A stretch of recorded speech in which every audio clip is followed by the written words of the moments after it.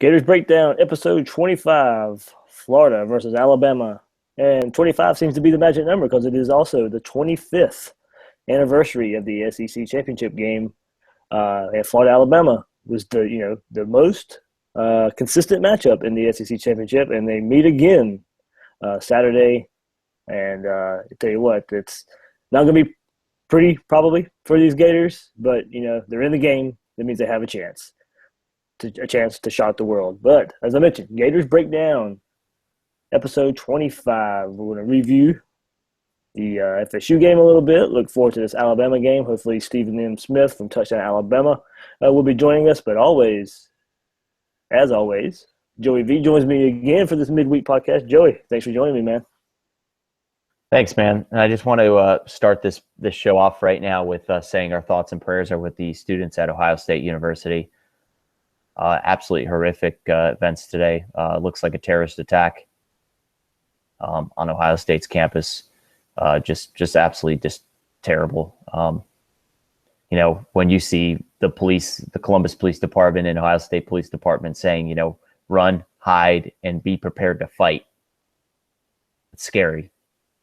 We all remember what happened at Virginia Tech and just all the on-campus stuff. And it's just all college football is meaningless when it comes to lives and stuff like that. So, our thoughts and prayers out with all the injured. There was plenty of injured people today. Nobody passed away, thank goodness. But we just want to, our hearts were with them tonight. For sure. When a day, the Monday after Ohio State, Michigan, all everybody should be talking about about Ohio State is the game itself. But of course, that takes secondary measures to what went on there. So yeah, our thoughts and prayers are with them, and hopefully everything comes out okay. Definitely seems like it could have been a lot worse than what it was. But those people in the hospital don't want to hear that. It was bad enough for them, believe me. So. To mention Florida, Alabama, but Joey, we'll first get your quick thoughts on the debacle that was, once again, Florida FSU. Florida goes to Tallahassee and not able to put up an offensive fight once again. 10 straight quarters without a touchdown for this Florida offense against the FSU defense. And 2 weeks in a row now where Florida only has one touchdown in the last two games, and that was a 98-yard to Tyree Cleveland against LSU. So, Joey, once again, the offense struggles, and we're once again looking for answers. Same story, different day. It was pathetic. The first drive looked absolutely magnificent, and I tweeted this out. I was like, "Oh, this is borderline erotic." The scripted plays worked out phenomenal. Moving the ball, Jordan Scarlett was untouchable, and then we got down to the red zone. And Appleby decides to hold onto the ball for 30 minutes. And, yeah, that momentum killer. Mac tried to go for the fourth down, didn't get it, killed the momentum, anything that Florida had. And from that point on, it was basically a lopsided affair. You could blame injuries, but most of the offense was healthy. And it's just, like I said, same story, different day, different game. And, as the Florida offensive world turns, it's just an embarrassment. And, I was really, really depressed on Sunday morning. I woke up and I just was like, we just basically fell back to the Arkansas game. Very similar. The defense played a lot better than it did against Arkansas. Because if the defense played like that against Arkansas might only score 10 points. But the offense was just pathetic again, and we blamed Luke Del Rio against Arkansas, and now it's an Appleby thing. So, one common theme, is it Nussmeier? Is it the play calling? What is it? But obviously, didn't get the ball in the playmaker's hands, and what else to say? It's just, it's sad. It really is, because this team is a good team, and it's missing the best position player from any football team, and that's a quarterback. And it's really, I have nothing more to say on it. We'll go on with that, while we wait for Stephen M. if he joins us to preview Alabama. But and we say this team is a quarterback away from taking the next step. But then we also blame coaching and play calling to a point. Joey, in your eye, and I'm a defender of Doug Nussmeier for the most part. I think it's more of a personnel problem, and mainly, like you said, it starts at quarterback, and that's what I think it limits play calling. The offensive line at time limits play calling. I think the playmakers are finally there, and I think against FSU, if Austin Appleby hits 2, 3 of the deep passes that were there, the plays were there. He hits 2 or 3 of those, and it's a completely different ball game. So, I think there's times you can point to there are plays there to be made. The players aren't making them. But like you said, also, Florida gets down to the red zone. Sometimes I say 50-50. Just for this season, it's probably been personnel, and it's probably been Doug Nussmeier's play calling. But I'll defend him a little bit and the offensive staff for the most part until they get their quarterback in, which should be next year. And you and I will talk about Jarrett Stidham later on and Florida's possibility of landing him. But Joey, in your eyes, and I can be swayed either way. I'm not a foot in the ground. Is it player personnel? Is it coaches? Yes, it's probably a bit of both. But if there's one that you can lean towards, how do you see it?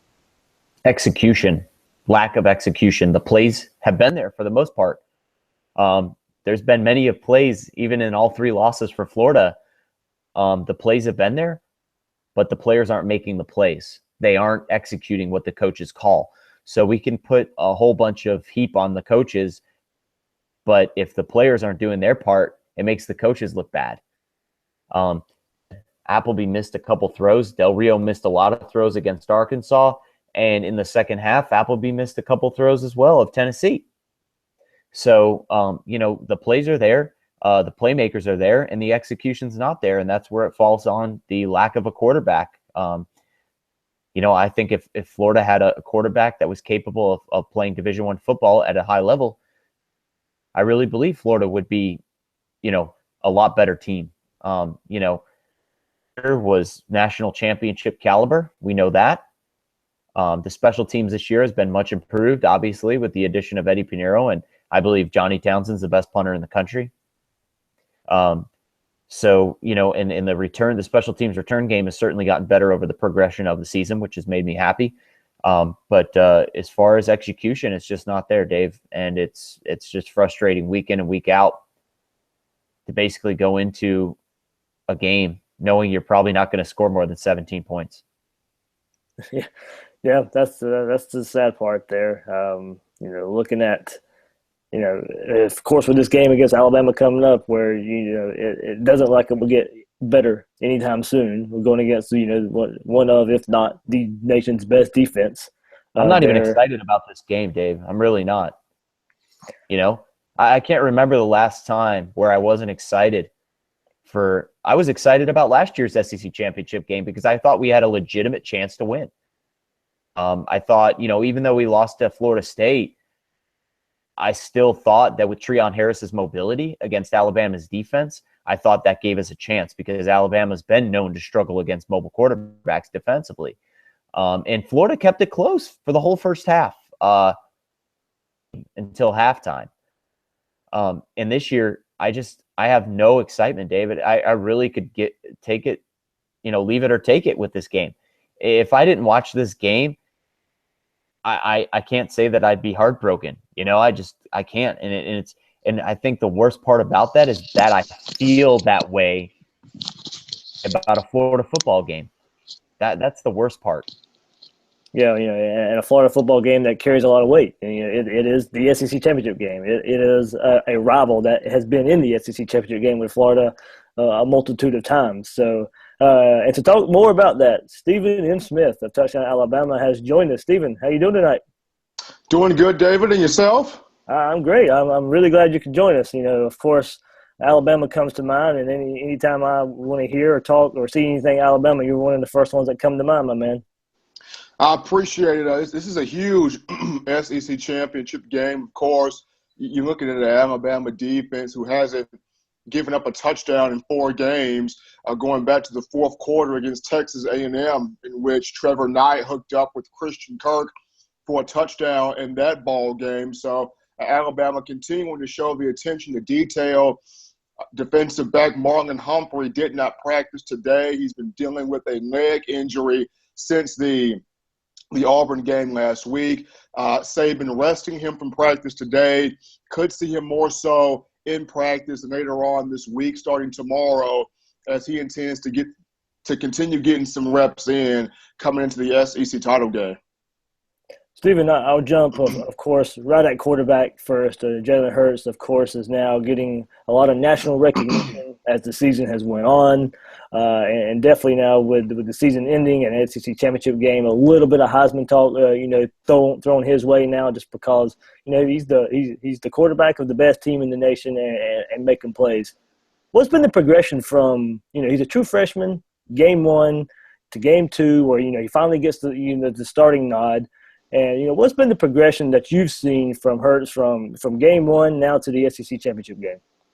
Well, it's just been his poise, David. I mean, here's a guy that's not easily rattled. I go back to the Ole Miss game for just a moment earlier in the season.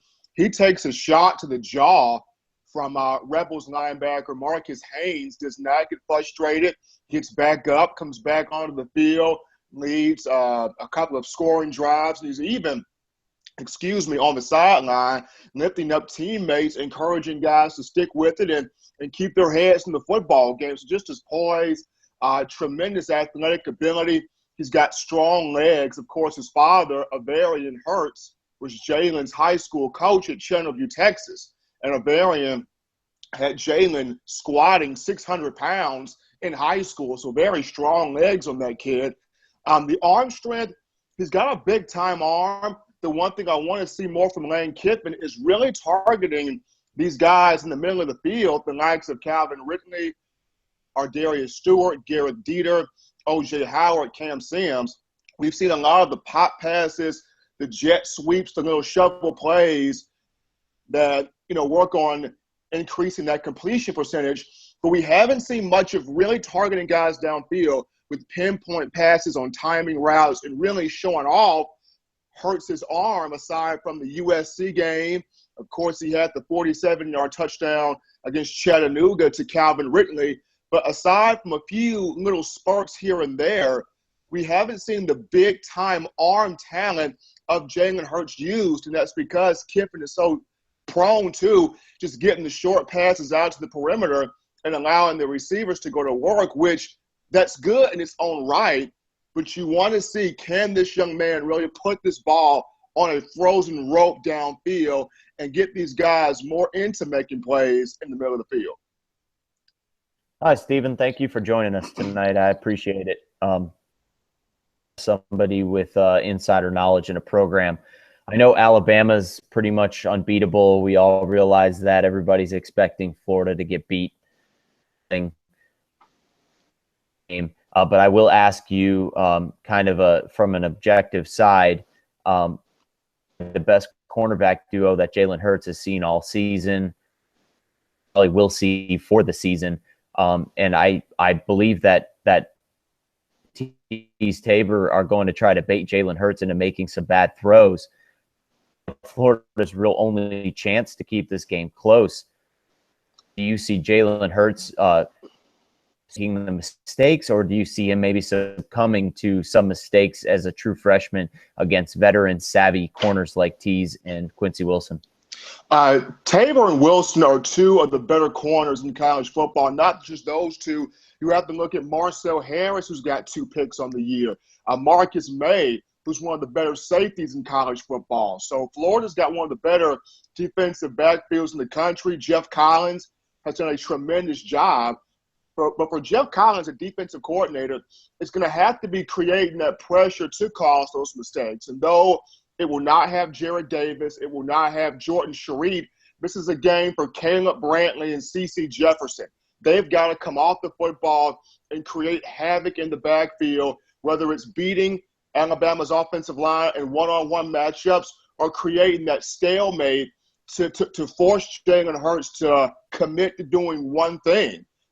For Jeff Collins, it's, do you release the pressure and try to affect Jalen Hurts as much as possible, or do you sit back and force this young man to read coverage to see which mismatches on the field or which matchups can I exploit?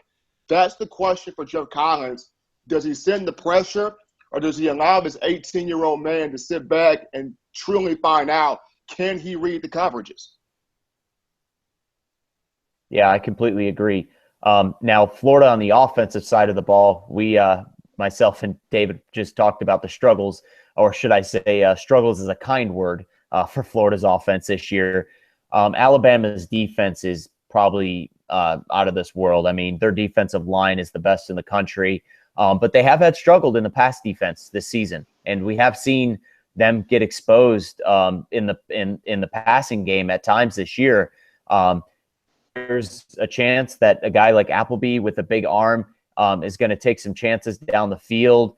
Can you see maybe Florida's receivers like Tyreek Cleveland and Callaway knowing that they can get explosive plays down the field? Do you see Alabama trying to play press coverage against these guys, or do you think they're going to play to lay off, kind of giving them respect for the deep ball? It will be a mixture of the two, but it comes down to that quarterback center exchange between Appleby and whoever the center is. Keep in mind, Cam Dillard is not going to be able to go.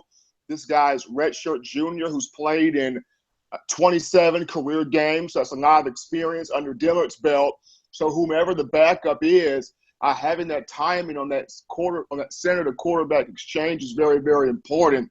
But getting back to just the receiver aspect, Antonio Callaway and company, if they can create some spacing, because it's all about creating that spacing and finding the holes in the zone. Marlon Humphrey has been burned a lot at times, as well as Anthony Avery has been picked on a lot. Of course, Avery has picked up his game as of late. Minka Fitzpatrick's a stud. Ronnie Harrison's a stud. But if you look at this Florida receiving core, if they can create some spacing, find the holes in the zone, and be able to work back to Austin Appleby is going to be the key. And also for that Florida offensive line, holding up against that Alabama pass rush. Can it keep guys like Jonathan Allen, Tim Williams, and Ryan Anderson at bay? If it cannot do that, it's going to be a hard game for Austin Appleby.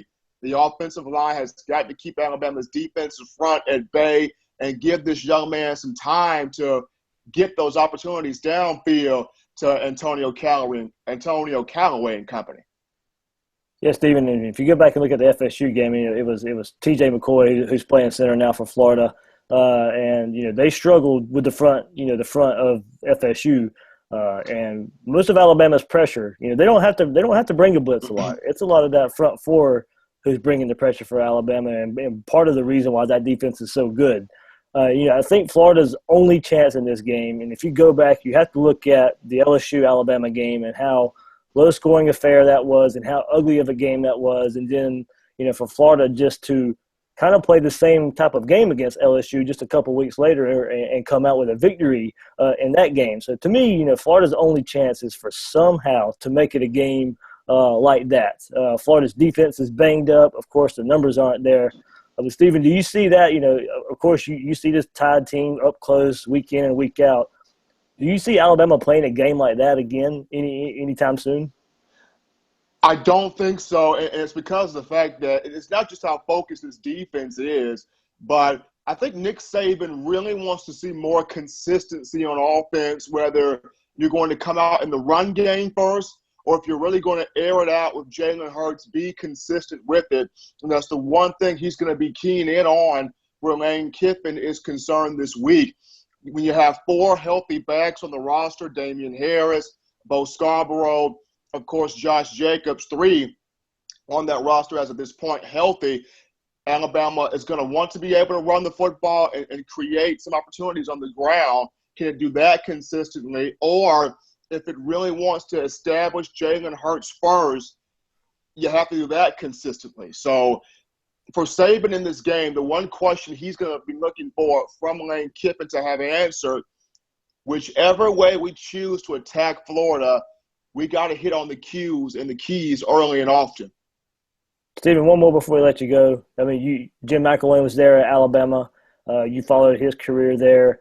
Of course, a lot of questions around Gator Nation coming up of the future of this Gator team under Jim McElwain, the struggles on offense. And if you had to give some glimmer of hope for Gator fans, or maybe not a glimmer of hope, how do you see this program under Jim McElwain moving forward for these Gators? I think Coach Mack's done a great job. Coach Mack is a visionary. He's a guy that's going to recruit well. Defensively, the players love him. Offensively, the players love him. I think it's just an aspect for Coach Mack in getting an offensive system that's going to help benefit you, and it all starts in recruiting. I know a lot of people say you have to get the 4 stars, you have to get the 5 stars, and yeah, there's some truth to that. But above all, you have to get the players that fit your system, and that's going to take your system to the next level. That's the main gist, and that's the gist that Coach Mack is going to try to continue to hammer on, is getting those guys that fit the Florida bill, that fit the Gator bill, the explosive playmakers, the big-time quarterbacks. May not have to be an explosive running back. You could have a running back by committee, but getting those guys that really fit the mold of being a balanced unit. And I think once Coach Mack gets the full gist of creating that balanced unit at Florida, the Gators will return to being a very, very scary offense. And he's a couple of pieces away from doing that. You get you a solid quarterback, a dominant run game. You know, Florida's right there. They have pieces at wide receiver. You have the kicker in Eddie Pinero. My goodness, that kid has got a leg. Offensive line, you're working some guys in there. Florida's always going to be that defensive team. They're going to always have pieces, whether it's on the defensive front, at linebacker, in the secondary. I think if they can get the quarterback it needs to really home in on creating those big-time plays and develop a balanced run game, Florida will be back. Stephen, man, I can't thank you enough for joining us to break down Alabama for this game here on Gators Breakdown. No problem, man. You guys enjoy it. David, enjoy. I hope y'all enjoyed your Thanksgiving. Oh, we did, man. I hope you had a good one, too. Too much food, man. Way too much food. Oh, yeah, that's never a problem, though. All right, thank you, Stephen. No problem. Thank you. No problem. All right, that was Stephen N. Smith. Well, David, let's. Oh, yeah, go ahead. I was going to say, let's off of what he said, that Florida's a quarterback away. Like I just said, it's the most important position on the field, and it's something Florida's been missing for 7 years. And it's just it's that bugaboo that just keeps biting Florida in the butt. Yeah, you're right. And even opposing fan bases can kind of we're talking to Stephen there, and even he can point it out. If Florida, technically, if you watch the Gators, Jordan Scarlett, big primetime running back. Good guy behind him in LaMichael Pirine. Antonio Callaway, Tyree Cleveland. That sets up your receiver sets you for 2 good receivers there. Tight end can be a little bit more consistent, but we know there's playmakers there as well. Offensive line, young, something to build on. This team, and we know it, we keep preaching it, and it's a broken record for, like Joey said, 7 seasons now. Nothing since Tim Tebow. That it's what is missing from this Florida offense. And it sounds simple. It's not simple. If it was simple, we wouldn't be on 7 years talking about it. So while it sounds simple, there is something that has to be done, and it will be next year. And Joey and I talked about it pre-show, and we'll talk about it now. You have Franks, you have Trask, and possibly news coming out this week. Baylor transfer Jarrett Stidham has interest from the Gators. He looks like he's talked to the Gators over the weekend. Florida will be battling Texas A&M and Auburn there. Joey, we talked about it, and you talked about how much you like Jarrett Stidham. And what have you seen from him when you saw his freshman year at Baylor and what he possibly could bring to this Florida offense? Well, reportedly, Coach McElwain called Jarrett Stidham right after the Florida State game on Saturday night. There were reports that he was on the phone with him in the locker room after the game. I think that just shows how desperate. Yeah, I think that just shows how desperate this coaching staff is to get a reliable quarterback. But to me, is that an indictment on Franks and Trask? That the coaching staff maybe doesn't really believe in them to carry this team next year? Because Luke Del Rio, by all accounts, is healthy right now, and he's not starting. Does not believe in Luke Del Rio going forward, and I don't think he'll ever start another game for Florida unless there's an injury or an emergency situation. Talked about that after he was announced out for the after the Arkansas game against South Carolina. You know, Jared Stidham is terrific. His numbers, his freshman, I think he had 16 or 17 touchdown passes and 2 interceptions. And that was only in 3/4 of the season. He snapped his ankle in half in a game, and it ruined his season. And Seth Russell took over, and Seth Russell ended up being a Heisman contender and lit the world on fire at Baylor. Jared Stidham's a stud. He's an Elite 11 quarterback. He was in the Elite 11 camp. He was the number 3 ranked quarterback in the class of 2014. So this kid can ball. He can play.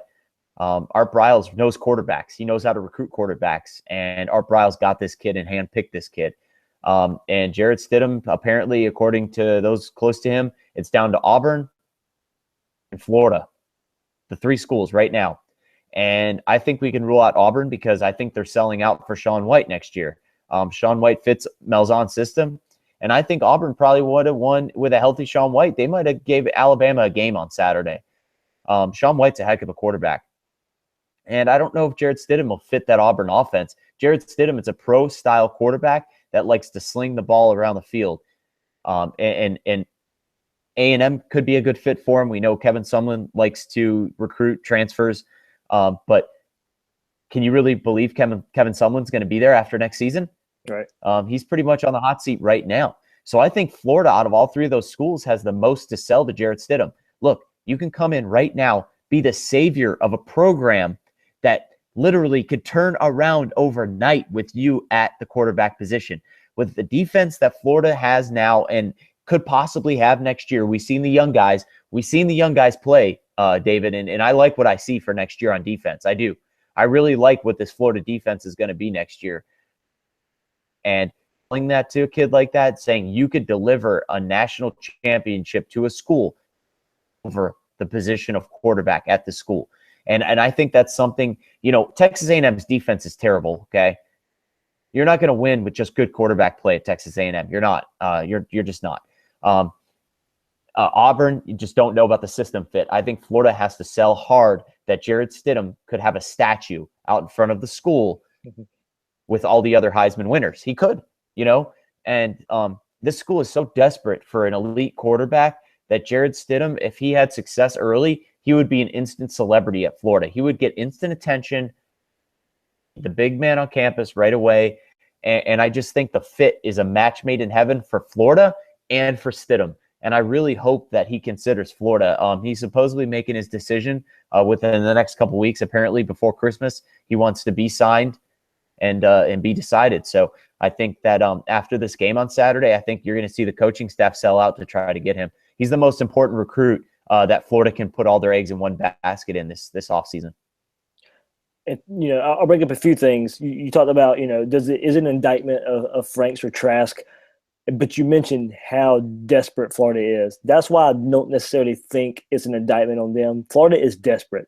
You bring in Stidham to get a quarterback competition going with Franks and Trask.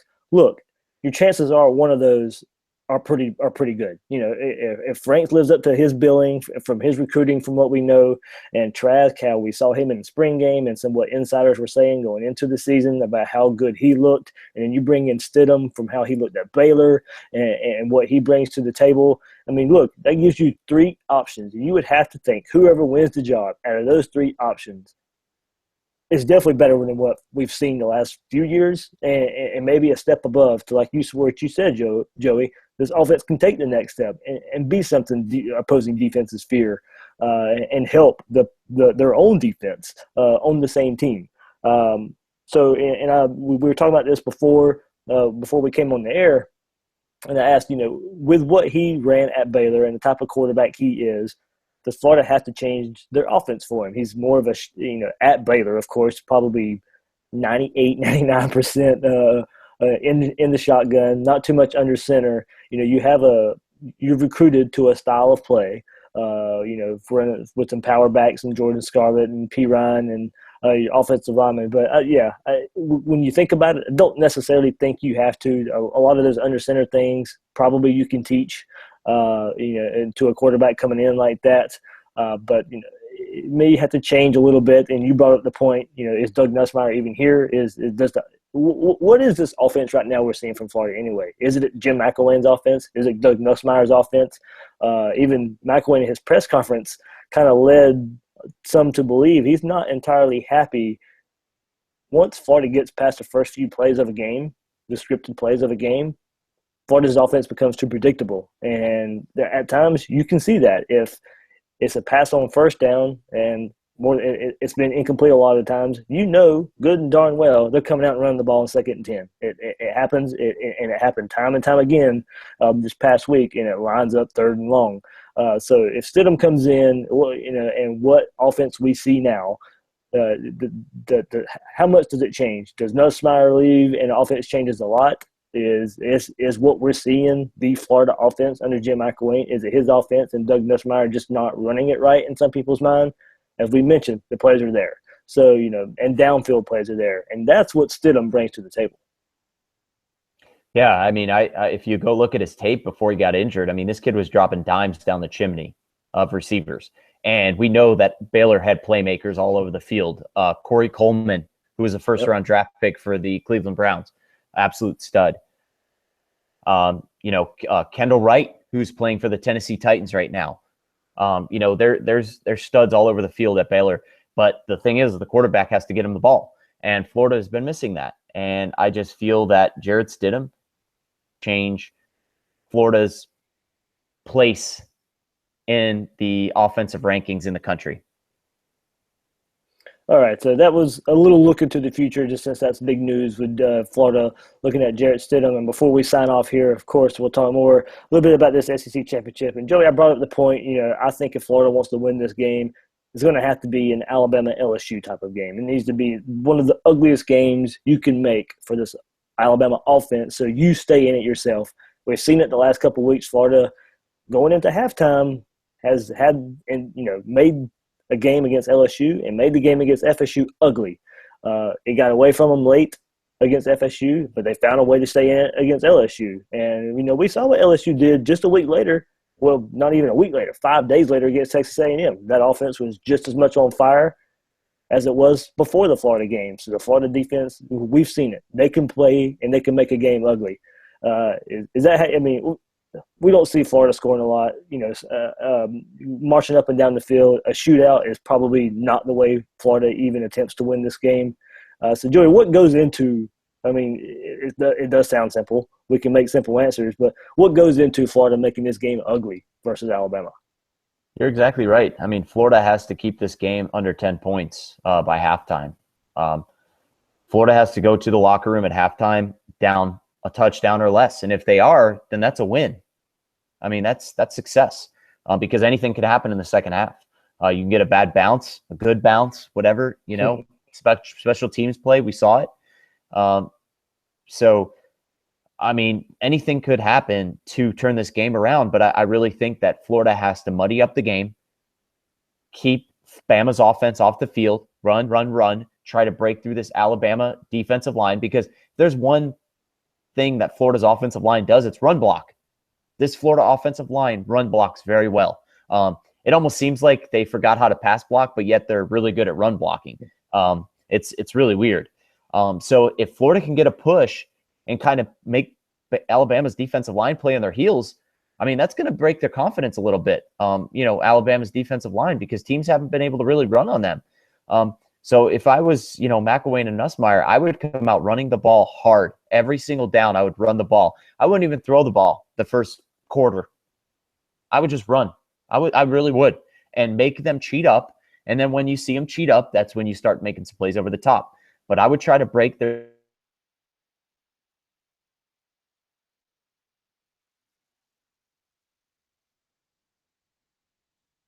I might have had some issues there with Joey dropping out there. Maybe he can jump back in, but I'll just kind of extend off what he was doing. Maybe if Florida can get this run game going against Bama, it's going to be a tall task. Not anybody has ran the ball on a consistent basis against this Alabama defense for seasons now. And, it's not – Florida doesn't have the type of offense that Alabama has struggled with in the past. There's not the big playmaker type quarterback who can run all over the field and make a play. This is a drop back style of offense, drop back quarterback style of offense. And Alabama hasn't struggled with those type of offenses in the past. It's been to spread them out.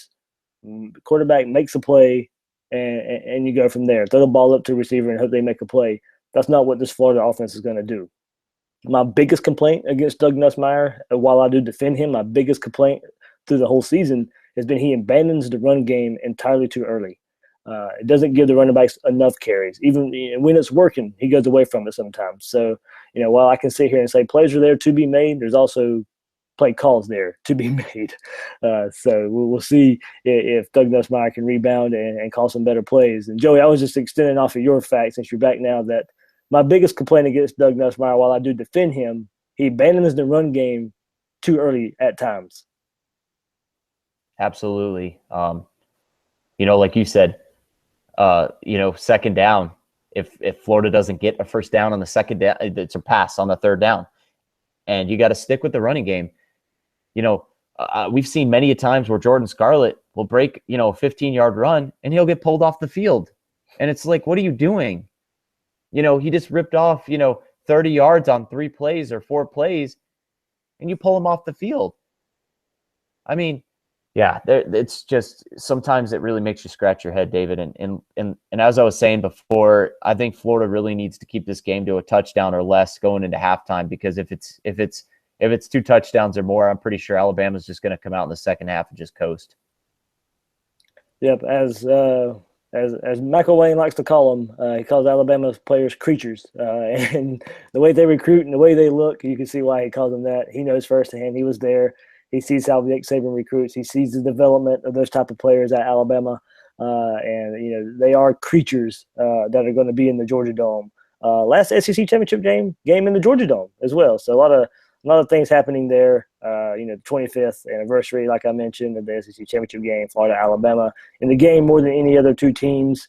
So it's going to be a matchup that we wish, was going to get a little bit more hype, just because of it being the SEC championship game and both teams playing better. But only one has a chance at the college football playoff, and of course that is Alabama after Florida lost to FSU last week. So Joey, we'll wrap this up. We had our preview with Stephen M. Smith previewing the Alabama side of things and giving us an inside look from Jim McElwain from his days at Bama from Stephen as well.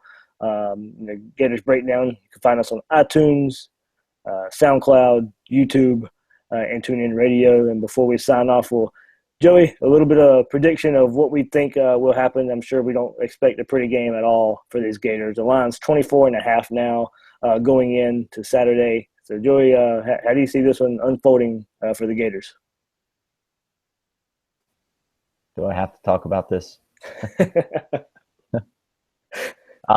I do think Florida's going to cover the spread. We talked about this before the show started. 24.5 is just a lot. This is an SEC matchup. This isn't, Alabama versus UT Chattanooga, or somebody like that.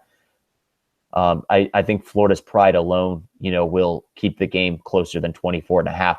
And like I said, I think if Alabama gets up comfortably, I think that Saban's not going to – he's not about showmanship. And Jim McElwain's a friend of his, and he's not going to show Florida up. So I could see him kind of coasting and maybe Florida getting a garbage time touchdown to keep it under the 24.5. So I will say Florida covers.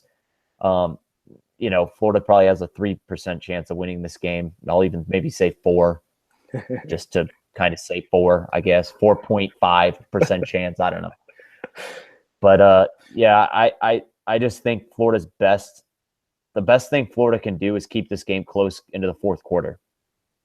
If Florida keeps this game to a touchdown into the fourth quarter, I will be extremely impressed. And I think Florida can leave this game. I hate moral victories. I don't like participation awards, but I think if Florida can win this game or lose this game by a touchdown or less, I think that's a moral victory. I think Florida can leave the stadium with their heads held high, because the only team to come close to that is LSU, who lost 10-0. If Florida loses, Alabama's going to win 31-10. All right.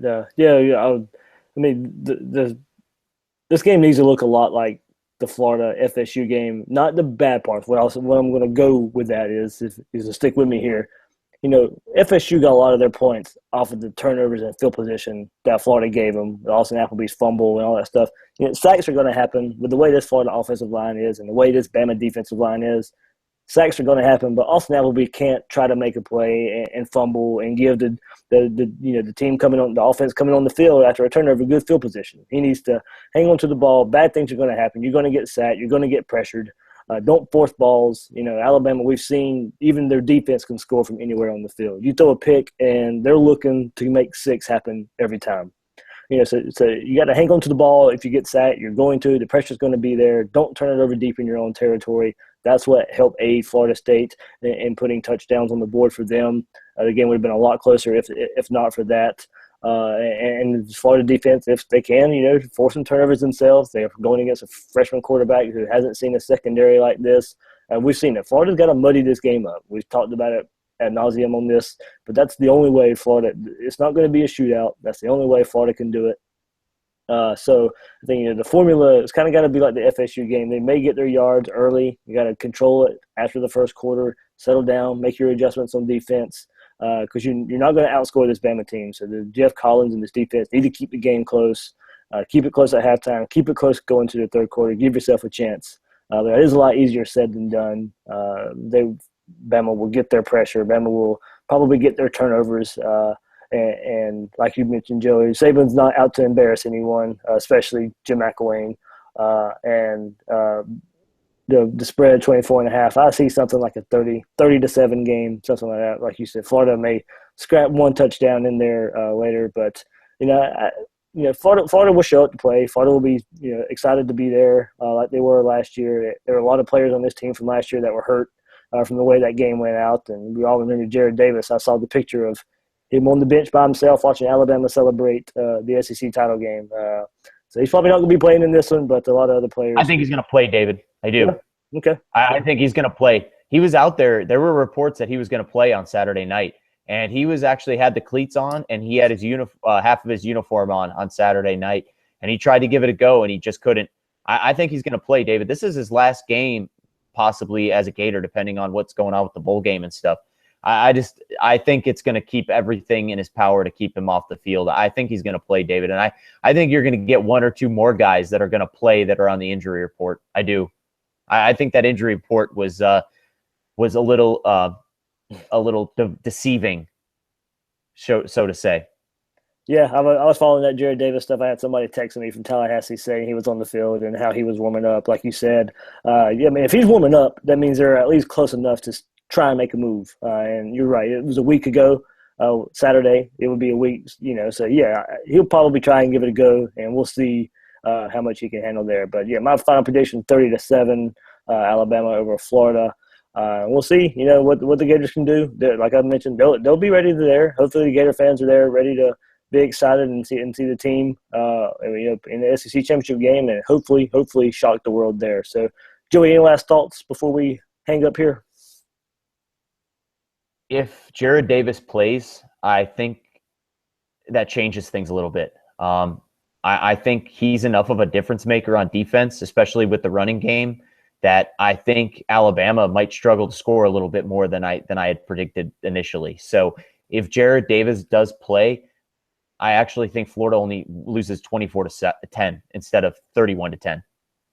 I think he's good enough to prevent 1 touchdown just for him being on the field. And there you have it. But Joey and I both big Jared Davis fans. Probably my favorite player on the team from this past season, all year long. And there you go, pointing to the heart. That's exactly what he is. He's a Gator through and through. And giving us all season when he could, and he had to be told to sit down and give himself a break there, especially during that Arkansas game. So. Gators Breakdown, episode 25 in the books, Florida versus Alabama for the SEC title. Hopefully, folks, the Gators shocked the world there. Find this on iTunes, YouTube, SoundCloud, however you want to view Gators Breakdown or listen to Gators Breakdown, do it, but you can find it on all those avenues there. So, for Joey, I'm Dave, Gators Breakdown in the books.